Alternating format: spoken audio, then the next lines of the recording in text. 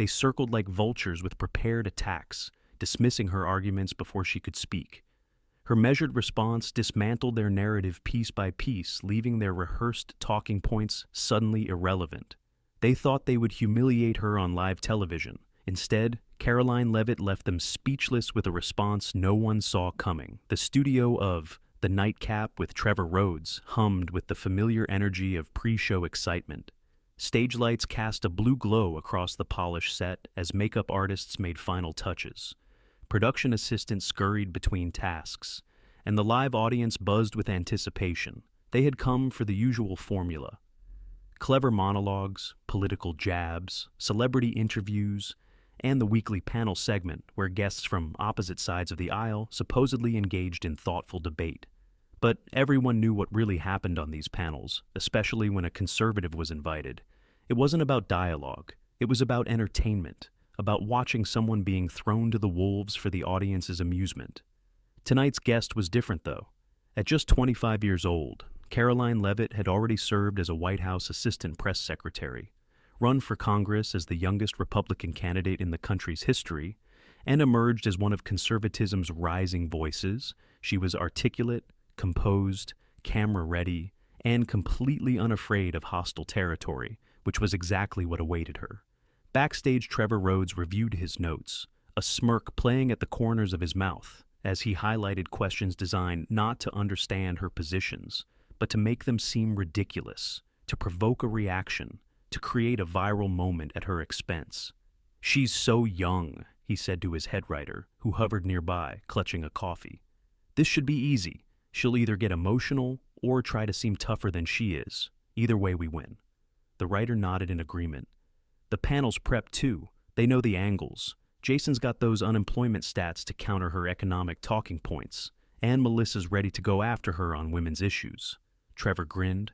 This was going to be good. Ratings gold, another conservative takedown to please his predominantly liberal audience, to reinforce what they already believed, that the other side wasn't just wrong, but laughably wrong, dangerously wrong, not worth listening to, only worth mocking. In the green room, Karoline sat alone, her blonde hair falling in the perfect waves, her navy blue dress conservative but stylish, her expression calm as she reviewed her own notes. She knew exactly what she was walking into. This wasn't her first hostile interview, far from it. Being young, female, and conservative meant being underestimated, dismissed, and often attacked from all sides. Liberal shows invited her as a punching bag, expecting her to crumble under pressure, to stumble over facts, to lose her composure, but they didn't understand who they were dealing with. She hadn't made it this far by accident, growing up in a small New Hampshire town, watching her parents work multiple jobs to make ends meet, while politicians made promises they never kept, had taught her more about real-world economics than any Ivy League degree. Her time in the White House during the most hostile media environment in modern history had trained her to handle pressure with grace and precision. She wasn't just prepared for tonight. She was built for it. A production assistant appeared at the door. "5 minutes, Miss Leavitt." She nodded with a smile, thanked him, and gathered her thoughts. She wouldn't play the victim, wouldn't get angry, wouldn't give them what they wanted. She had something else in mind entirely. In the control room, the segment producer reviewed the rundown with the director. "We've got her mic'd hot during the commercial break. If she says anything juicy backstage, we want to catch it." The director nodded. This was standard practice for conservative guests especially. Catch them off guard, capture a moment of frustration, anything to make them look bad. "Trevor's going to open with her age," the producer continued. "Really lean into the inexperience angle, then pivot to her White House time. We've got those unflattering photos ready to roll." The director smirked. "Perfect." The audience was settling in now, having been properly warmed up by the comedian who had instructed them when to laugh, when to applaud, when to react with shock. They were primed for blood, eager to watch another political feeding frenzy. The red light blinked on, cameras rolled, Trevor Rhodes bounded onto the stage with his trademark energy, his designer suit and carefully tousled hair projecting the image of casual intelligence that had made him a household name. "Welcome back to the Nightcap," he beamed as applause filled the studio. "Tonight's panel is going to be interesting, folks. We've got our regulars, Jason Martinez from the Progressive Voice, Melissa Chen from Equal Future Action, and our special guest. He paused for effect. Straight from MAGA country and barely old enough to rent a car, former Trump White House staffer and failed congressional candidate Karoline Leavitt. The audience response was immediate, a mixture of tepid applause and subtle murmurs, their opinion already shaped before she'd said a word. The camera panned to the panel desk, where Jason and Melissa sat with practiced smiles. Both had built careers advocating for liberal causes. Both had prepared specifically to counter whatever points Karoline might make. And then she walked out, her steps measured, confident, unhurried. No hint of nervousness or intimidation. She smiled warmly, shook hands with everyone, including Trevor, who seemed momentarily taken aback by her composure. This wasn't the nervous conservative he'd expected. There was something different about her presence, something that didn't quite fit the narrative he'd prepared, but he recovered quickly, falling back on the script as she took her seat. "So, Karoline," he began, his tone already condescending, "let's start with the obvious question. Most people your age are still figuring out how to work their first coffee maker. What makes you think you're qualified to tell the rest of America how the country should run?" Laughter rippled through the audience. Exactly as planned, Jason and Melissa exchanged knowing glances. The setup was perfect. They were ready for her to get defensive, to overcompensate with rehearsed talking points, to try too hard to prove herself. But Karoline just smiled, not the forced smile of someone hiding anger, but the genuine smile of someone who had expected exactly this, who wasn't surprised or offended, who had something up her sleeve. "That's a fair question, Trevor," she said, her voice steady, clear, confident, no hint of the nervousness they had anticipated. "I think the better question, though, is why so many young Americans feel unrepresented by career politicians 3 times our age, who make decisions we'll have to live with long after they're gone." She held his gaze, not challenging, not confrontational, just matter of fact. The audience didn't laugh this time. A few even nodded slightly. Trevor blinked, regrouped. This wasn't how it was supposed to start. He glanced at his notes, readjusted his approach. "Let's talk about your time in the Trump White House. You were basically an intern with a fancy title, right? Getting coffee, fetching papers." He smirked, and the audience followed with chuckles. But Karoline's expression didn't change. She was waiting. And what happened next would leave everyone in that studio completely stunned, because the ambush they had so carefully planned was about to backfire in a way no one could have anticipated. And the hunter was about to become the hunted. Karoline's calm demeanor caught Trevor off guard, but he wasn't about to let her take control of the narrative, his show, his rules, his audience. He leaned forward slightly, his practiced smile sharpening at the edges. "You know what's interesting about your generation of conservatives?" he continued, not waiting for her response. "You all claim to be so different, so fresh, so revolutionary. But the policies you push are straight from the 1950s. The audience responded with appreciative laughter. Right on cue, Jason, the panelist from The Progressive Voice, jumped in, sensing his moment.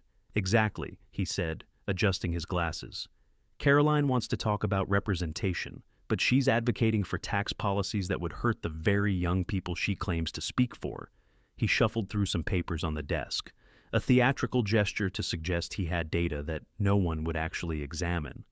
"Our analysis shows that your economic proposals would benefit the top 1% while cutting programs that young working Americans depend on."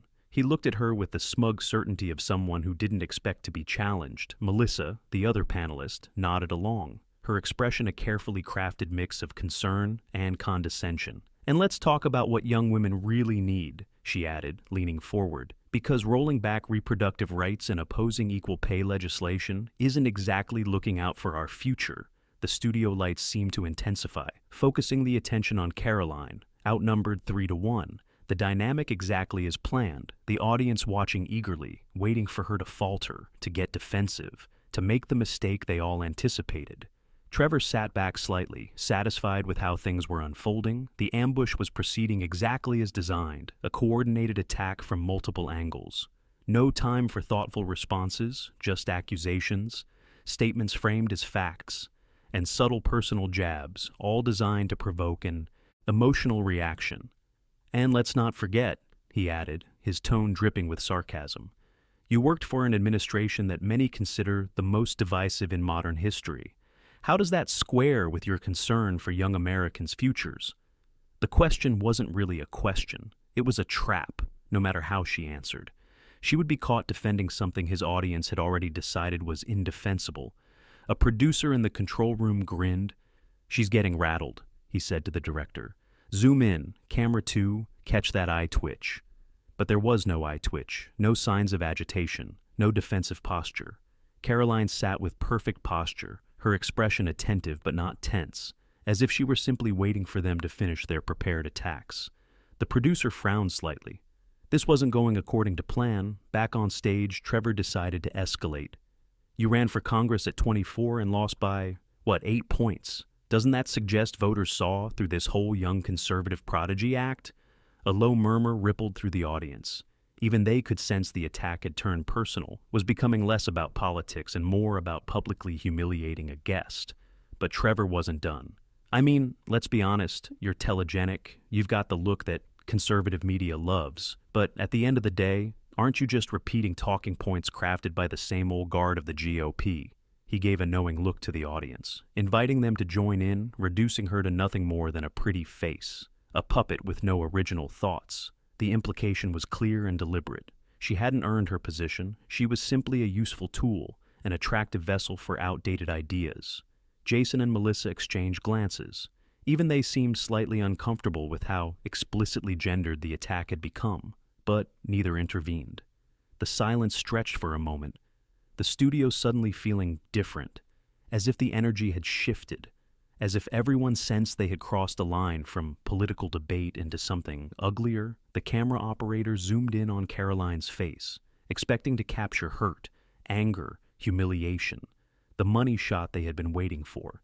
But what they captured instead was something they didn't expect: a calm, steady gaze, the slight raise of an eyebrow, the faintest hint of a smile, not the reaction of someone who had been wounded, but of someone who had been expecting this exact moment, someone who had dealt with this kind of dismissal before and had come prepared for it. In the control room, confusion spread. "What's she doing?" the producer muttered. "Where's the reaction?"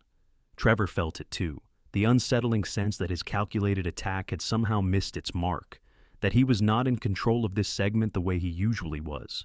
He glanced at his notes, searching for the next angle, the next provocative question. But for the first time that evening, he felt a flicker of uncertainty. "Let's talk about January 6th, he said, reaching for the most divisive topic he could find. "Your old boss still claims the election was stolen. You've danced around condemning the attack. Do you really expect young voters to support someone who can't even stand up for democracy?" This was the knockout blow, the accusation designed to put her on the defensive, to force her into either defending the indefensible or betraying her own side. There was no good answer, at least not one that would satisfy this audience, and Trevor knew it. The trap was set, the bait laid out. Now he just needed her to take it. But Karoline didn't immediately respond. Instead, she took a deliberate sip of water, her movements unhurried, her eyes never leaving Trevor's. The silence extended just long enough to become slightly uncomfortable, to make everyone in the studio suddenly aware that she was controlling the tempo now. "You know, Trevor," she finally said, her voice clear, steady, almost conversational. "Before I respond to that loaded question, I'd like to address something more fundamental." She set her glass down precisely, the small sound seeming to echo in the now quiet studio. "You invited me on your show tonight not to have a discussion, but to mock me." She stated this as a simple fact, not an accusation. "You and your panel had your questions and attacks prepared before I walked in, before you knew anything about me beyond the caricature you've created." Trevor opened his mouth to protest, but something in her composed delivery made his rehearsed denial die on his lips. "That's your right, it's your show, but I accepted your invitation for a reason, and it wasn't to be a punching bag for cheap applause." The audience was completely silent now. No coached reactions, no prompted laughter, just rapt attention as this scenario veered dramatically off script. So, if you're interested in an actual conversation about why a young woman from a working-class family in New Hampshire decided to become a conservative, about the real economic concerns of my generation, about the future we're trying to build, I'm happy to have that discussion. She paused, maintaining perfect eye contact with Trevor. But if you're just looking for another segment where you ridicule half the country to make the other half feel superior, I think your viewers deserve better than that." The words hung in the air, not aggressive, not angry, not defensive, but carrying a quiet authority that seemed to fill the room. Trevor Rhodes, the man who always had a comeback, the host who never lost control of his show, found himself momentarily speechless. The teleprompter offered no guidance. His notes suddenly seemed inadequate. The panel guests looked at each other, then back at Karoline. No one had expected this response, this poise, this command of the moment, and what happened next would change the entire dynamic of the interview, transforming what was meant to be a public humiliation into something no one in that studio would soon forget. The silence in the studio stretched for what felt like minutes, but was only seconds. Trevor's expression shifted from shock to recovery as he attempted to regain control of his show. "Well," he said with a forced chuckle, "that's quite the speech from someone who claims to want real conversation. But let's get back to the actual issues." He glanced at his notes, desperately seeking familiar ground where he held the advantage. But Karoline wasn't finished. Her composed demeanor hadn't changed, but something in her eyes had sharpened. "I'd love to discuss actual issues, Trevor. That's why I came here tonight, despite knowing exactly how this would go." She gestured slightly, indicating the panel, the prepared attacks, the obvious setup. "I grew up in a small New Hampshire town, watching my parents work multiple jobs to keep our family afloat, while politicians from both parties made promises they never kept." Her voice remained measured, but carried an authenticity that seemed to cut through the artificial environment of the studio. "When I was 16, I worked after school at a local grocery store, watched as regulations raised prices, saw elderly customers counting pennies to afford basics while lawmakers claimed they were helping." The audience was completely silent now. No prompted reactions, no coached responses, just genuine attention.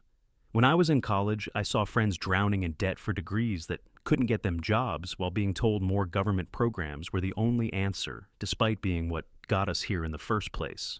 Jason, the panelist from The Progressive Voice, attempted to interrupt. "That's a simplistic view of complex economic." But Karoline continued, her voice never rising, yet somehow commanding the space. "What's simplistic is dismissing the lived experiences of millions of Americans because they don't fit your preferred narrative." She turned to face him directly. "You quoted statistics earlier about tax policies, but have you actually talked to small business owners about how regulations impact their ability to hire young workers, to grow their companies, to serve their communities?" Jason blinked, clearly unprepared for this response, for being challenged not with angry rhetoric, but with questions about real-world impact. "I've seen the data, and the models clearly show." Karoline nodded. "Models and data matter, but so do the actual people whose lives are affected by these policies. The single mom whose childcare costs eat up any raise she gets. The young entrepreneur whose dreams are buried under paperwork and compliance costs. The recent graduate who can't afford housing despite doing everything right."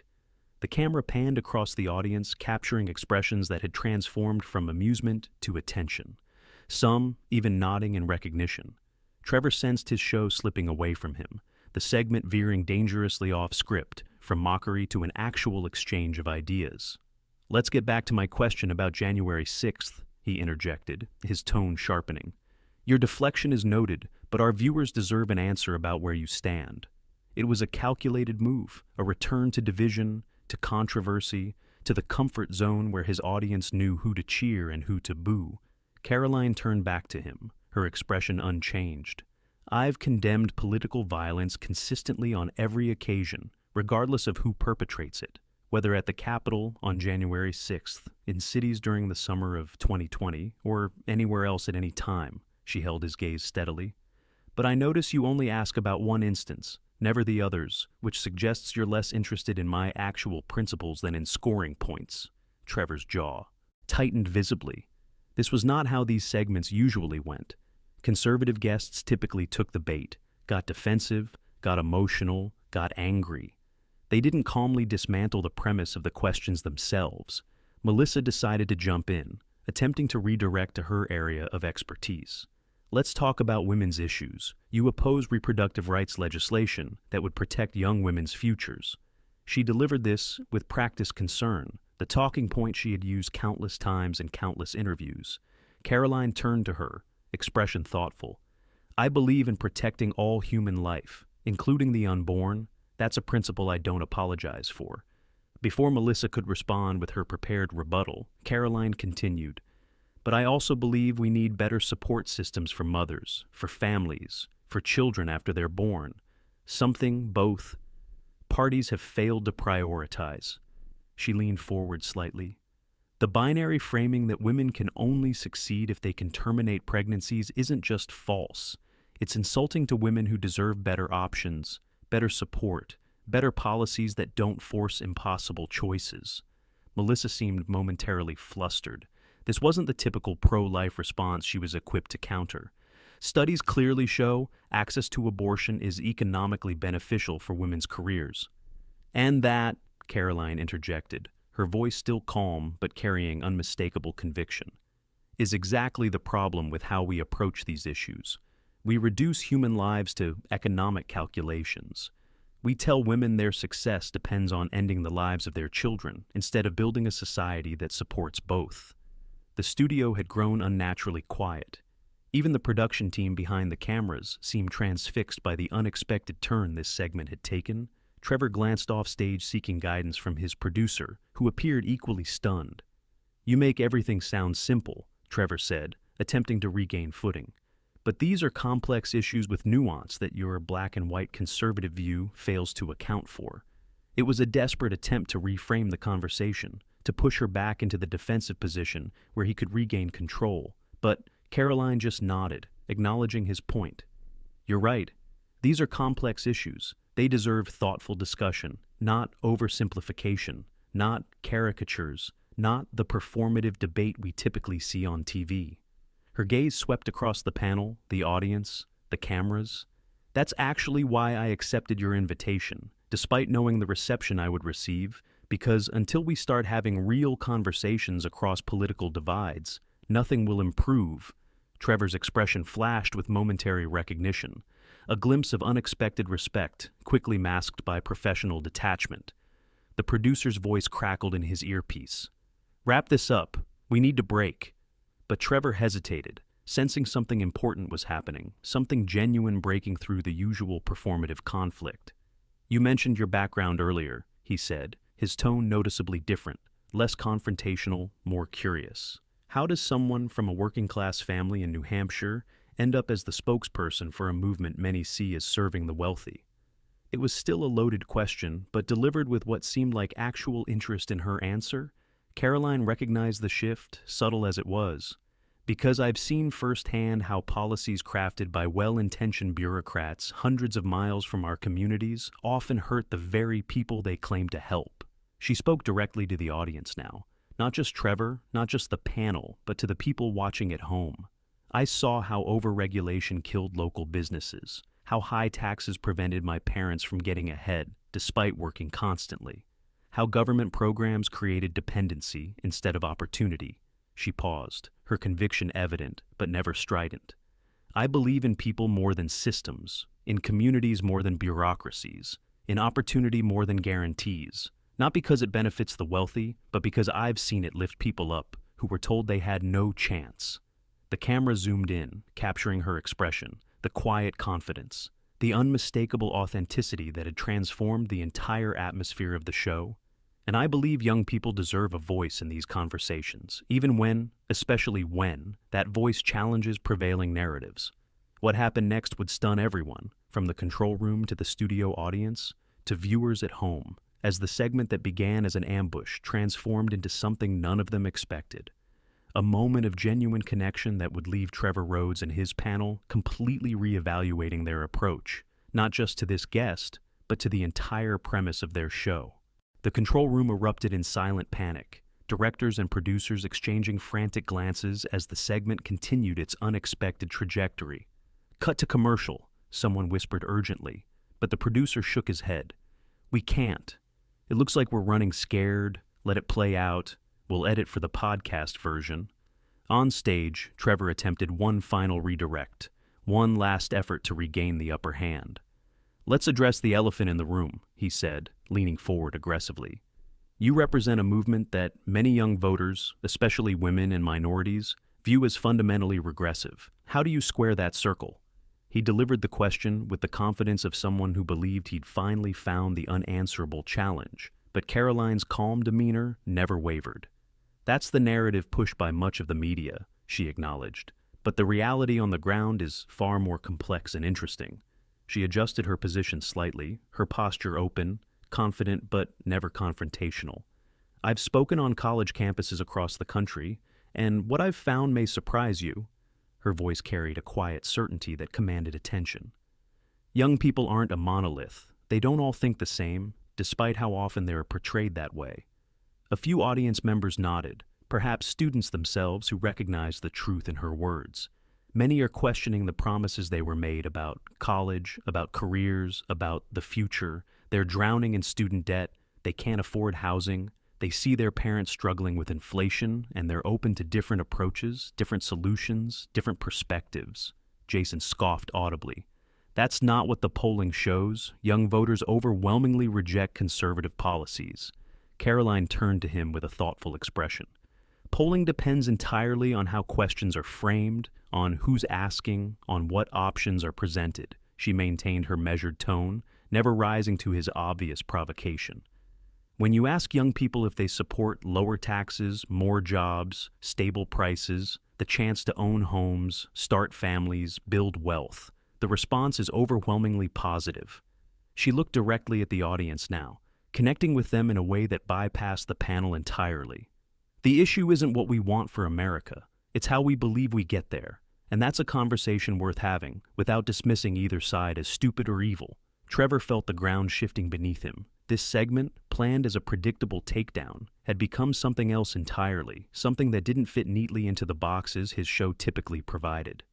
But you can't deny, Melissa interjected, her tone slightly desperate, that your party has alienated young voters with its positions on social issues. Karoline nodded, considering the point. There's truth to that, she acknowledged, surprising everyone with her candor. Every movement, every party has blind spots, has areas where it needs to evolve to better address people's real concerns. She paused briefly. But that's true across the political spectrum. And what I find troubling is how we've stopped allowing people the space to grow, to learn, to sometimes get things wrong in pursuit of getting them right. The camera panned across the audience, capturing expressions of surprise, reflection, even reluctant agreement. You present yourself well, Trevor said, a subtle pivot to diminish her substance by focusing on her style. But at the end of the day, aren't you just putting a fresh face on old failed policies? It was a last desperate attempt to frame her as merely a packaging change rather than a substantive voice. Karoline met his gaze directly. If by old policies you mean believing in individual liberty, limited government, strong communities, and personal responsibility, then yes, those principles are timeless. She smiled slightly, but her eyes remained serious. But how we apply those principles must evolve with each generation, each new challenge, each technological change. She glanced around the studio, taking in the cameras, the lights, the digital setup. Just as your show has adapted to new platforms, new audience expectations, new realities while maintaining its core identity. The comparison caught Trevor off guard. A moment of unexpected connection that humanized what had been an increasingly contentious exchange. The question, Karoline continued, isn't whether we hold on to foundations that work, but how we build on them to address the unique challenges facing my generation. She leaned forward slightly, her expression earnest without being naive, confident without being arrogant. And that conversation deserves more than sound bites, gotcha moments, or personal attacks from either side of the political divide. A heavy silence fell over the studio, not the awkward silence of a failed segment, but the weighty silence of unexpected truth. Even Jason and Melissa seemed momentarily at a loss for words, their prepared talking points suddenly inadequate in the face of her authenticity.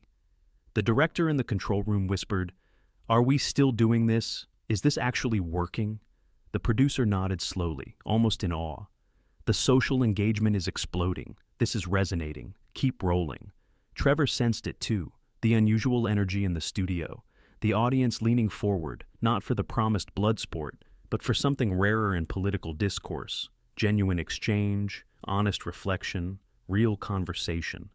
"You know," he said, his tone noticeably shifted, the performative hostility replaced by something approaching genuine curiosity.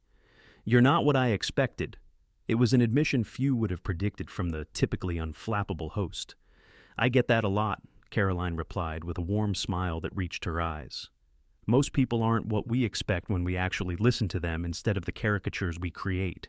A ripple of unexpected applause spread through the audience. Not the prompted response to a zinger, but a spontaneous reaction to a moment of truth.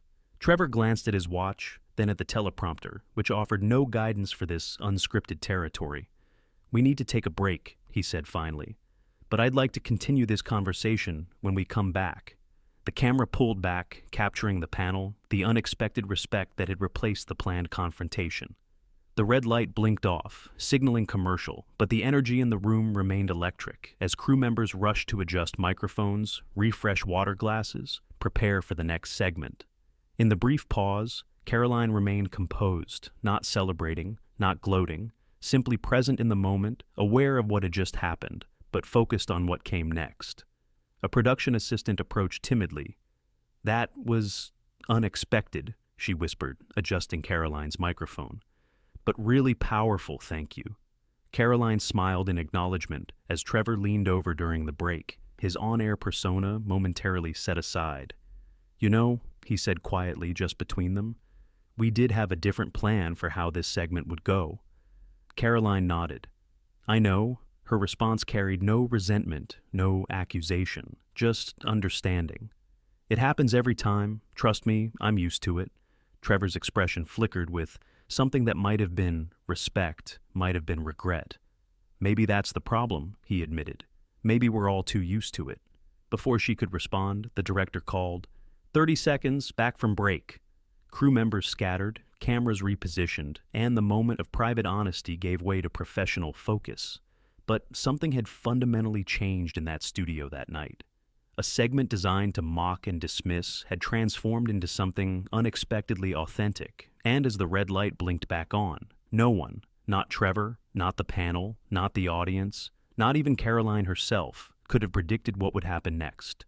In a media landscape built on division, a single conversation had opened the possibility of something different, and viewers across the country, regardless of their political persuasion, found themselves witnessing something rare in modern discourse. The moment when listening replaced shouting, when understanding replaced agenda, when humanity transcended politics, and the silent victory that unfolded would reshape not just that night's broadcast, but conversations in living rooms and offices across America for weeks to come. As the show returned from commercial break, something had shifted in the studio atmosphere, no longer charged with the electricity of confrontation, but with something rarer in political television: genuine engagement. Trevor's posture had changed, his expression softened, the performative smirk replaced by authentic curiosity. "Welcome back to the nightcap," he said, his voice noticeably different. "We're continuing our conversation with Karoline Leavitt, and I want to take a different approach for this segment." He set aside his prepared notes, a gesture small but significant. "Karoline, you mentioned growing up in a working-class family in New Hampshire. How did that shape your political perspective?" The question hung in the air, startling in its simplicity, its authenticity. No hidden traps, no loaded premises, just genuine interest in her story. The control room fell silent, producers and directors exchanging glances, unsure whether to panic or embrace this unexpected departure from the script. Karoline's expression reflected momentary surprise, then appreciation for the sincere question. "My parents worked incredibly hard," she began, her voice carrying the warmth of genuine memory. "My dad was a small business owner. My mom juggled multiple jobs. We weren't poor, but we weren't wealthy. Every dollar mattered. Every expense was considered." The cameras captured her expression as she spoke, not from talking points, but from lived experience. "I watched them struggle with regulations that made no sense for a business their size, with taxes that seemed to punish their hard work, with rising costs that outpaced their income." She gestured slightly, emphasizing her words. "But they never complained, never asked for handouts. They just worked harder, found solutions, taught me that responsibility and effort matter." Even Jason, the progressive panelist, was listening now, really listening. "What I saw firsthand," Karoline continued, was that government policies, no matter how well-intentioned, often hurt the very people they claimed to help, created more problems than they solved. She looked directly at Trevor. So, when I say I believe in limited government, in individual liberty, in personal responsibility, it's not abstract ideology, it's based on what I've seen work in real communities with real families. Trevor nodded thoughtfully. But surely there are areas where government does play an important positive role. It was a challenging question, but delivered without the previous hostility, an invitation to nuance rather than a gotcha attempt. Absolutely, Karoline agreed, surprising those who expected rigid ideology. We need smart, effective government in areas where the market alone won't solve problems, where collective action is necessary. She leaned forward slightly. The question isn't whether government has a role, but what that role should be, how large it should be, how close to the people it should operate. Melissa rejoined the conversation, her tone markedly different. What about issues like climate change, though, that seem to require large-scale government action? In another context, it could have been confrontational, but now it felt like a genuine inquiry, an opening for real discussion. That's a perfect example, Karoline responded, of the complexity these issues deserve. We all want clean air, clean water, a healthy planet to pass to our children. She gestured inclusively. The disagreement isn't about whether these goals matter, but about the most effective approaches, the balance between environmental protection and economic opportunity, especially for working families. The audience sat in rapt attention, witnessing something they hadn't expected. A political conversation with nuance, with respect, with actual substance. I believe innovation and technology, driven by market incentives and smart policy, will solve these challenges better than top-down mandates that crush small businesses and raise costs for working families. She paused thoughtfully. But that doesn't mean doing nothing. It means finding solutions that work for both the environment and the economy. Trevor seemed genuinely engaged now. What about your generation specifically? Why do you think many young people seem drawn to more progressive solutions? It was the same topic they'd started with, but framed completely differently, without mockery, without dismissal. That's a fair question, Karoline acknowledged. Many young people are struggling with real problems: student debt, housing costs, economic uncertainty, healthcare worries, climate anxiety. She nodded, understanding visible in her expression. They're looking for solutions, and progressive policies promise immediate relief, immediate answers, which is understandable when you're hurting. She looked around the studio, connecting with younger audience members.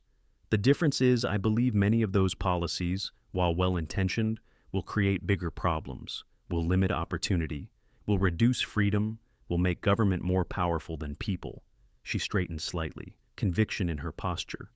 I believe my generation deserves better than quick fixes that create long-term damage, deserves the chance to build, flourish, innovate without excessive burdens or control. Even Jason was nodding, not necessarily in agreement, but in acknowledgement of her sincerity. That's where the real conversation should happen, she continued. Not whether we want good outcomes, but which approaches actually deliver them. Trevor looked at his watch, realizing the segment was nearing its end, but reluctant now to cut the conversation short. We're almost out of time, he said, regret evident in his voice. But I want to ask one final question. He leaned forward, genuine interest in his expression. What would you say to young people watching who may disagree with your politics, but are trying to make sense of these divided times? Karoline considered the question, giving it the thought it deserved. I'd say first that disagreement isn't division, that we can see issues differently, hold different values, prioritize different approaches while still respecting each other as Americans. She smiled warmly. I'd say listen more than you speak, read beyond your comfort zone, engage with ideas you initially disagree with, not to change your mind necessarily, but to understand why others think differently. The studio was completely silent, absorbing words rarely heard on political television. And I'd say, remember that most people on all sides of these issues want similar things for our country. Safety, opportunity, prosperity, justice. We just have different ideas about how to achieve them. She looked directly into the camera, speaking now to viewers at home. If we start from that understanding, that our political opponents aren't enemies but fellow Americans with different perspectives, we might find more common ground than we ever thought possible. As the segment came to a close, Trevor extended his hand across the desk. Karoline Leavitt, thank you for joining us tonight for what turned out to be a very different conversation than I expected. The honesty in his statement drew appreciative laughter from the audience, who had witnessed the remarkable transformation. Thank you for giving me the space to actually share my perspective, she replied, shaking his hand with genuine warmth. As the show cut to commercial, the studio erupted in animated conversation, audience members turning to each other, discussing what they'd witnessed. Crew members approaching Karoline with surprise compliments. That was not what I was expecting, one camera operator admitted. But it was probably the best segment we've had all year. In the control room, producers were already reviewing social media reactions, which were exploding across platforms.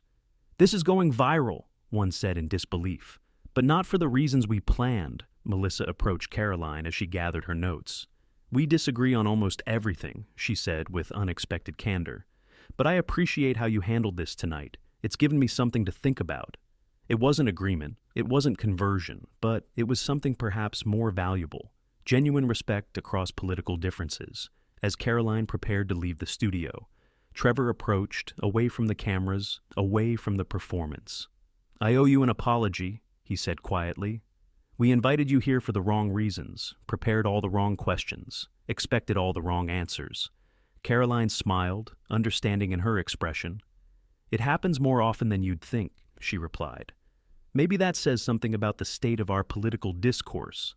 Trevor nodded, considering her words. Maybe next time you're in town, we could continue this conversation, but start from a better place. It was a small moment, an understated exchange, but it represented something significant in a media landscape built on conflict. The possibility of something different, something more substantive, more honest. Something the audience had responded to with unexpected enthusiasm. As Karoline finally left the building, walking into the cool evening air, her phone buzzed continuously with notifications. Clips from the segment already spreading across social media, generating discussions that crossed political boundaries. The story that would unfold from this night wasn't the one anyone had anticipated. Not the producers, not Trevor, not the audience, not even Karoline herself. But it was perhaps the story people needed in a time of division, hostility, and performative outrage. A reminder that genuine conversation, authentic engagement, respectful disagreement were still possible even in the most unlikely settings, and that sometimes the most powerful response to attempted humiliation isn't anger or counterattack, but the quiet strength of conviction, delivered with grace, intelligence, and unshakable calm. By morning, the clip had spread far beyond the show's usual audience. Millions of views across platforms, shared by people across the political spectrum. Not for the gotcha moment originally planned, but for something far more unexpected. The rare sight of authentic political conversation in a media landscape built on conflict. Karoline's phone had not stopped buzzing. Messages from friends, family, colleagues, interview requests from surprised media outlets who had expected a very different outcome. She sat in her hotel room, coffee in hand, watching the reactions unfold with quiet amazement at how hungry people seemed for something beyond the usual political combat. In the offices of the Nightcap, a very different meeting was taking place than the one Trevor had anticipated. Executives reviewing the ratings, the engagement, the unexpected positive response to what should have been just another takedown segment. The numbers are incredible, the network head said, sliding analytics. Reports across the conference table, not just views but engagement time, comments, shares across demographics. We haven't seen these metrics in years. Trevor nodded, still processing the previous night's unexpected turn. People are responding to the authenticity, he said, to seeing someone treated as a person with ideas rather than just a punching bag. The head producer looked uncomfortable. But this isn't our brand, she objected. Our audience tunes in for the takedowns, the zingers, the political blood sport. Trevor leaned forward, considering her words. Do they, though? He asked thoughtfully. Or is that just what we've been feeding them, because it's easier to produce, easier to promote, easier to package? He gestured toward the analytics. This suggests they might be hungry for something with more substance, something that treats them as intelligent enough to handle nuance, complexity, actual ideas. Across social media, the conversation continued. Some progressive accounts criticized Trevor for giving a platform to conservative views without sufficient pushback. Some conservative accounts celebrated what they saw as a rare moment of fairness, but most surprising were the comments from ordinary viewers across the spectrum, expressing something like relief. First time I've seen a political segment that didn't make me want to change the channel. Actually learned something instead of just watching people yell at each other. Can we have more of this and less of the usual predictable talking points? In her apartment, Melissa, the liberal panelist, was having an unexpected phone conversation with her producer at Equal Future Action. I'm just saying, she explained, pacing her living room, phone in hand. Maybe there's value in actually engaging with opposing viewpoints rather than just dismissing them as evil or stupid. The producer sounded concerned. That's not what our donors expect from us. They want clear lines, strong opposition, not nuanced conversation. Melissa paused by her window, looking out at the city beyond. But what if that approach is actually making things worse, driving people further apart, preventing actual progress? The silence on the other end suggested her words had hit a nerve. Meanwhile, in the conservative media sphere, a different conversation was unfolding. Outlets that usually focused on liberal bias highlighting Karoline's performance not just as a win for their side, but as a model for effective communication. She didn't attack, didn't get defensive, didn't fall into the usual traps, one commentator noted. Instead, she spoke to the actual concerns of everyday Americans in a way that resonated even with a hostile audience. By midday, the show's official channel had released the full, unedited segment, an unusual move for a program that typically posted only carefully selected clips. The accompanying statement from Trevor was equally surprising. Last night didn't go as planned, and I'm grateful for that. Sometimes the best television happens when we set aside our assumptions and actually listen to each other. The comments section filled with responses, many expressing surprise at his candor, others hoping this signaled a shift in the show's approach to political discourse. Karoline's phone rang again, this time a number she recognized, her former boss from her White House days. "You did something remarkable last night," he said when she answered. "Showed how effective our message can be when delivered, with grace, intelligence, and authenticity." Karoline smiled at the compliment. "I just spoke from the heart," she replied, "about things I actually believe, based on experiences I've actually had." "Exactly," he agreed. "And that's what connected. Not talking points, not rehearsed attacks, just honest conviction delivered respectfully." He paused thoughtfully. "It's a lesson for all of us in this business." As evening approached, Karoline received an unexpected text message from Trevor himself. "Our audience feedback has been overwhelming. Would you consider coming back for a longer conversation next month, this time without the ambush setup?" She read the message twice, surprised by this development, but appreciative of the genuine shift it represented. "I'd be happy to," she replied, "as long as we start from a place of mutual respect and good faith." His response came quickly. "That's exactly what I had in mind, and what our viewers seem to want." Across town, Jason from The Progressive Voice was having a difficult meeting with his editorial team. "I looked foolish," he admitted, reviewing the footage from the night before, "because I went in with canned attacks instead of actually addressing her points." His deputy editor nodded uncomfortably. "We all do it," she said. "Treat conservatives as caricatures rather than people with actual ideas worth engaging." Jason sighed, leaning back in his chair. "Maybe that's why we keep talking past each other, keep seeing the country grow more divided, keep failing to make actual progress on problems we all know exist." That evening, as Karoline packed for her flight home, she reflected on the unexpected impact of what should have been just another hostile interview, one she had approached with practiced resignation, expecting the usual treatment, the usual dismissal, the usual attacks. Instead, something different had happened, something that seemed to resonate far beyond her own political circle. She had received messages from young conservatives thanking her for representing their views with intelligence, grace, and conviction. But more surprisingly, she had received notes from political opponents expressing appreciation for her willingness to engage in actual conversation. Even from a student who wrote, "I still disagree with most of your positions, but you made me realize I've been dismissing conservative ideas without actually understanding them, and that's something I need to work on."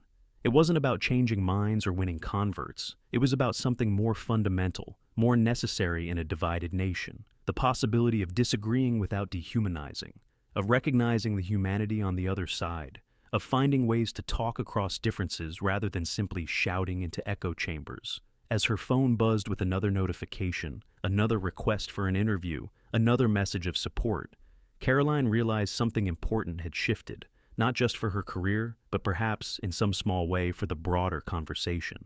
The attempted public humiliation had transformed into something unexpected, a moment of connection across divides, a reminder that beneath the performance of politics were actual human beings with genuine concerns, with authentic beliefs, with real experiences, and that treating those beliefs and experiences with respect rather than contempt might be the first step toward healing a fractured national conversation.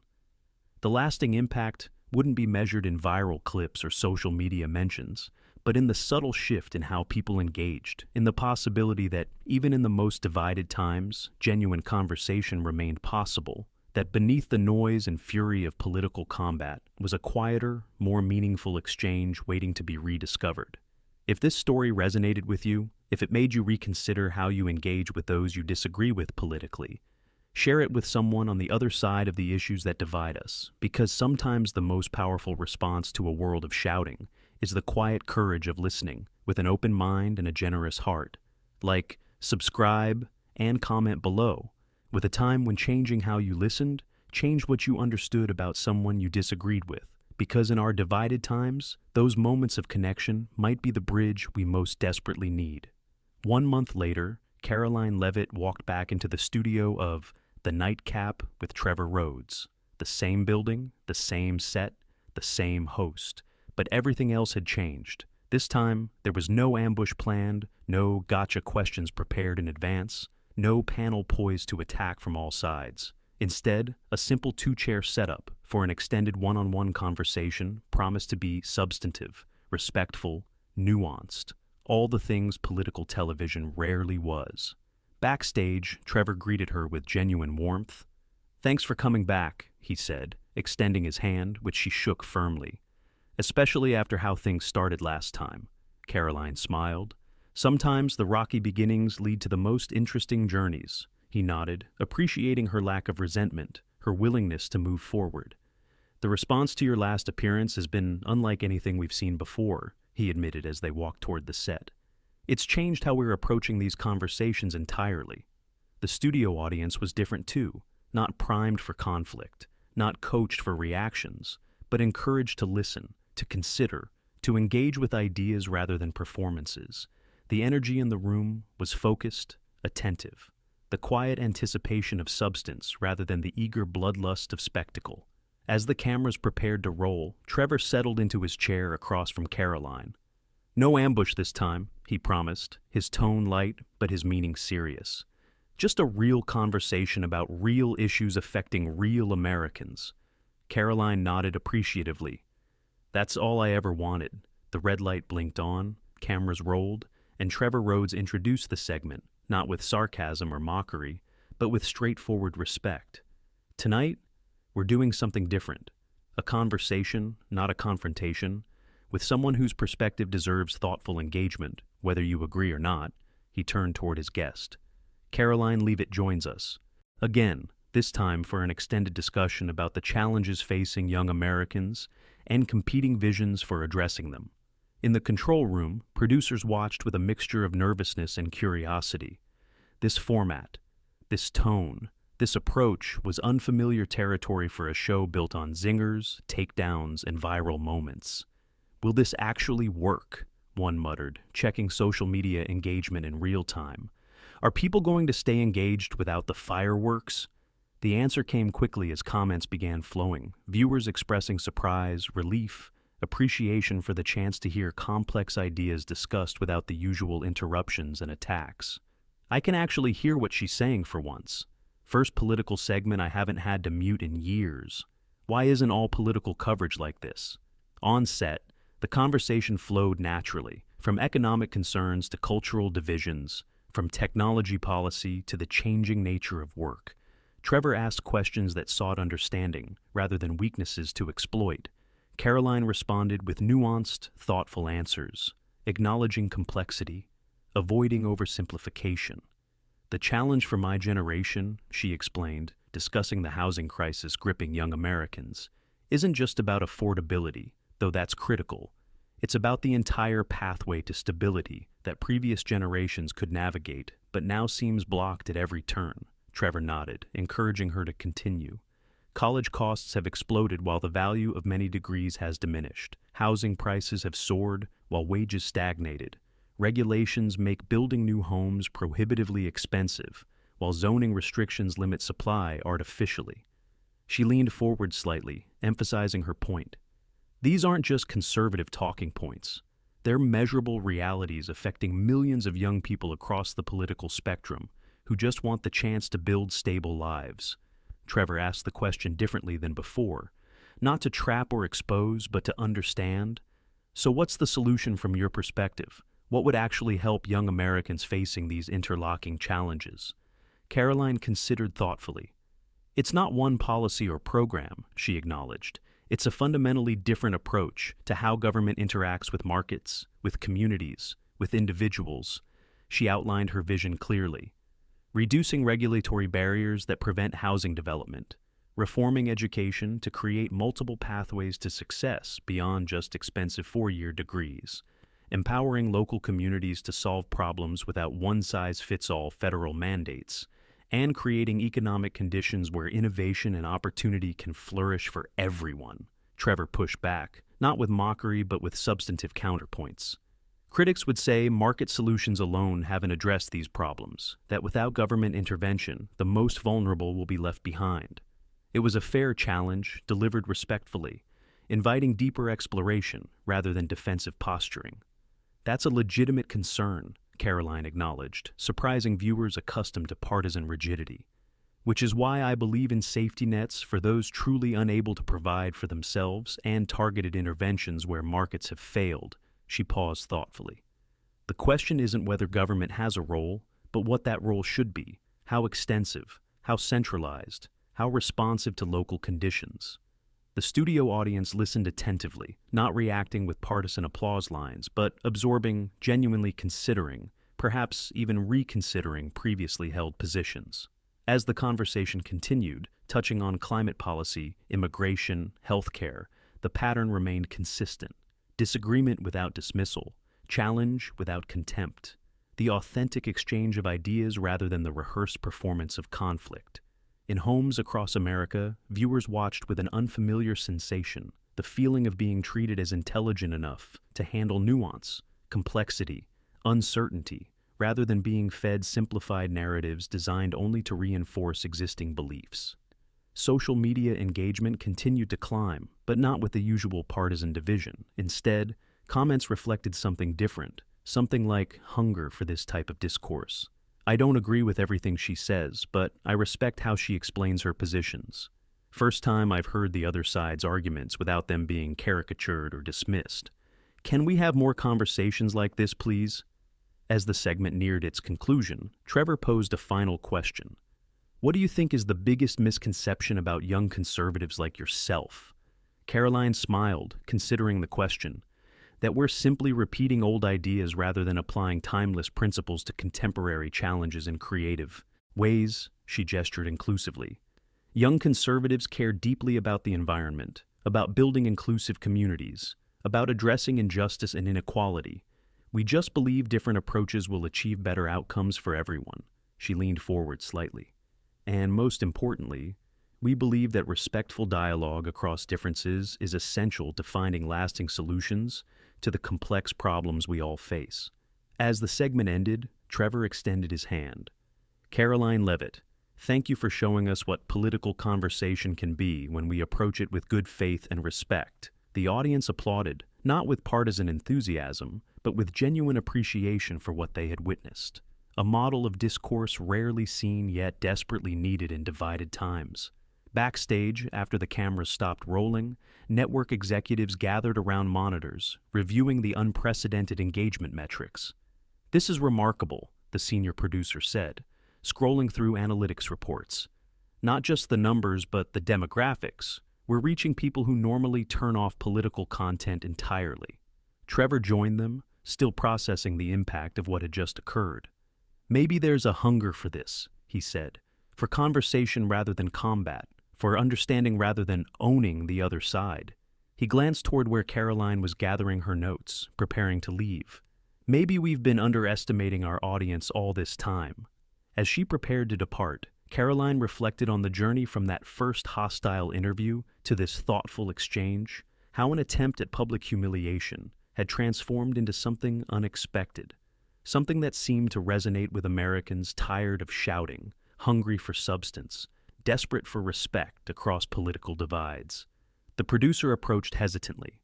"We'd like to make this a regular segment," she said, "across the divide, monthly conversations that bridge political differences with substance, respect, and good faith." Karoline considered the offer with surprise. "I think that's exactly what we need right now," she replied. "Not more noise, but more understanding. Not more performance, but more authenticity." As she finally left the studio, walking into the evening air, Karoline recognized that something significant had happened, not just for her career, but for the broader conversation. A small crack in the wall of division, a glimpse of what political discourse could be when stripped of performance and posturing, when rooted in mutual respect and genuine exchange. One conversation wouldn't heal a divided nation. One interview wouldn't solve complex problems, but it offered something precious in troubled times. A model, a possibility, a way forward beyond the shouting, beyond the mockery, beyond the endless cycle of attack and counterattack, towards something more constructive, more healing, more worthy of the challenges we face together. If this story inspired you, if it made you reconsider how we talk across differences, how we engage with those we disagree with, share it with someone unlike yourself politically, and perhaps begin your own conversation, not to convince, but to understand, not to defeat, but to connect. Because in the end, the future of our shared democracy may depend less on who wins the political battles and more on how we conduct them. Like, subscribe, and comment below with your thoughts on how we might build a healthier political conversation in our divided nation. 6 months later, a university auditorium filled to capacity. Students, faculty, and community members gathered for a special event titled Beyond the Divide, Rebuilding Civic Conversation. On stage sat an unlikely pair, Karoline Leavitt and Trevor Rhodes, whose journey from adversaries to collaborators had become a cultural touchstone, a rare example of political discourse evolving beyond performative combat. The dean of the political science department introduced them. What began as a contentious television segment has transformed into a movement challenging how we engage across differences in our deeply divided nation. The audience applauded as Trevor and Karoline exchanged a knowing glance, recognizing the unexpected path that brought them to this moment. In the months following their second interview, Across the Divide had become more than a monthly segment on Trevor's show. It was now a podcast, a speaking tour, and even required viewing in university courses on political communication across the country. Trevor admitted, "I've spent most of my career treating political differences as entertainment, setting up confrontations for ratings, reinforcing division rather than bridging it," then glanced at Karoline. With respect, adding, "It took someone with the courage to respond to hostility with dignity, to show me there might be a better way." Karoline smiled, acknowledging his words, and it took someone willing to reconsider their approach, their assumptions, their methods to create space for something different. The moderator, a respected political scientist, asked, "What made that first interview different from the countless other hostile exchanges we see daily in our political media?" Karoline reflected, "I think it was the authenticity, not responding with rehearsed talking points, not getting defensive, not playing the game, but speaking from genuine conviction about lived experience, about real concerns that transcend political boundaries." Trevor agreed, and recognizing that beyond the labels, conservative, liberal, progressive, traditional, are actual human beings with complex motivations, sincere beliefs, and authentic concerns that deserve respectful engagement. A student raised her hand asking, "But doesn't this approach risk normalizing harmful ideas or dangerous rhetoric?" Trevor leaned forward. There's a difference between respectful engagement with different perspectives and accepting rhetoric that dehumanizes or endangers. Karoline added, drawing that line requires judgment, wisdom, discretion, but erasing it completely leaves us with only shouting matches and deeper division, gesturing toward the diverse audience. And the alternative approach, treating everyone who disagrees as too dangerous to engage with, has clearly failed to heal our fractured discourse. Across the auditorium, students nodded, some taking notes, some recording, all absorbing a conversation that modeled the very principles being discussed. Another student, a young conservative, raised his hand nervously. As someone often silenced in classroom discussions for expressing traditional views, how do I engage when others refuse to listen?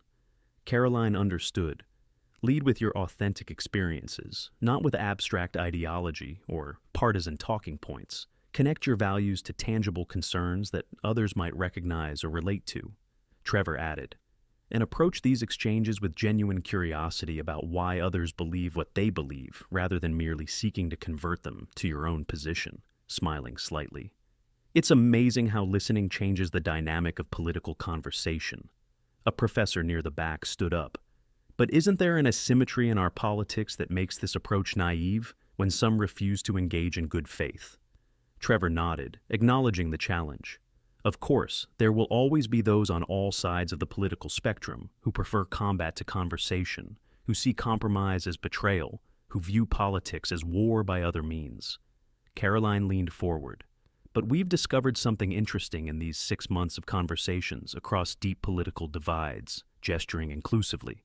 Most Americans are exhausted by the constant conflict, hungry for substantive discussion, eager for solutions rather than slogans, ready for something beyond the polarization that dominates our political landscape. The evidence supported her assertion. Ratings for Across the Divide had steadily climbed, outperforming the combative political programming it had partially replaced, with audience demographics showing viewers from across the political spectrum, united not by ideology, but by a desire for substance, nuance, and respectful engagement. The conversation continued for another hour, touching on specific policy disagreements, exploring competing visions for America's future, modeling how differences could be navigated without demonization, without dismissal, without the toxic hostility that had come to define political discourse. As the event concluded, students lined up to ask questions, share perspectives, and express appreciation for a rare example of how political conversation might evolve. One young woman approached Karoline. "I disagree with many of your political positions," she admitted, "but watching you engage with respect and substance has changed how I think about conservative perspectives." A young man told Trevor, "I used to watch your show for the takedowns. Now I watch to actually understand perspectives different from my own." These comments reflected something significant, a subtle shift in how some Americans, particularly younger ones, were approaching political engagement, not as a battle to be won, but as a conversation to be navigated with intelligence, respect, and good faith. Later that evening, Trevor and Karoline sat in a quiet corner of a local restaurant, reflecting on the journey that brought them from that first contentious interview to this unexpected collaboration. "Did you ever imagine," Trevor asked, sipping his coffee, "that an ambush interview would lead to all this?" Karoline smiled, shaking her head. "Never, but it shows something important about you. Political engagement that rejected both the performative combat of cable news and the enforced conformity of echo chambers, offering instead a middle path where differences remained but dignity prevailed, where conviction wasn't compromised but contempt was replaced by curiosity. It wasn't a complete solution to America's divisions. It didn't resolve the deep disagreements about policy, values, and vision, but it offered something essential in troubled times. A reminder that beyond the politicians, the pundits, and the platforms were actual citizens, actual neighbors, with shared concerns, shared hopes, and shared futures, who needed ways to talk with each other rather than past each other if they hoped to address the challenges facing their communities, their nation, their world. Because in the end, democracy itself depends not on agreement, but on the capacity to disagree without destroying the bonds that hold us together as a people. The unexpected legacy of that hostile interview turned respectful conversation might ultimately be measured not in ratings, not in speaking engagements, not in accolades, but in countless private moments where Americans, inspired by this example, chose to engage differently across differences, to listen before dismissing, to understand before judging, to recognize the humanity behind the politics in a time when that recognition had become increasingly rare and increasingly necessary. If this story inspired you to approach political differences differently, to listen more carefully to those you disagree with, to seek understanding before seeking victory, share it with someone unlike yourself, and perhaps begin your own conversation across the divides that separate us, because the future of our shared democracy may depend on our capacity to see each other as fellow citizens, rather than as enemies to be defeated. Like, subscribe and comment below with how you've found ways to engage across political differences in your own life and community.